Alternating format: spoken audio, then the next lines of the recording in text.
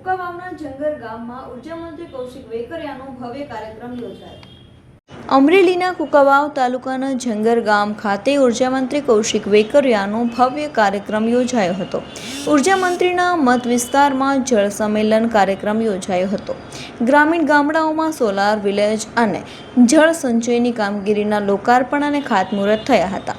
પ્રધાનમંત્રી સૂર્યઘર મફત વીજળી યોજનાનું લોકાર્પણ કરવામાં આવ્યું હતું। કુકાવાવ તાલુકાના 45 ગામડામાં 45 હિતાચી મશીનો દ્વારા જળ સંચયના કામો થશે। ધારાસભ્ય હીરા સોલંકી સહિતના નેતાઓની વિશેષ ઉપસ્થિતિ વચ્ચે ઉર્જા મંત્રી કૌશિક વેકરિયાનું અતકેરું સ્વાગત કરાયું હતું।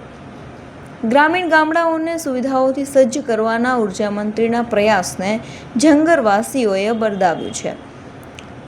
અનિવાર્ય સંજોગોને કારણે નાયબ મુખ્યમંત્રી હર્ષ સંઘવી કુકાવાવ પધારવાનો કાર્યક્રમ મુલતવી રહ્યો હતો।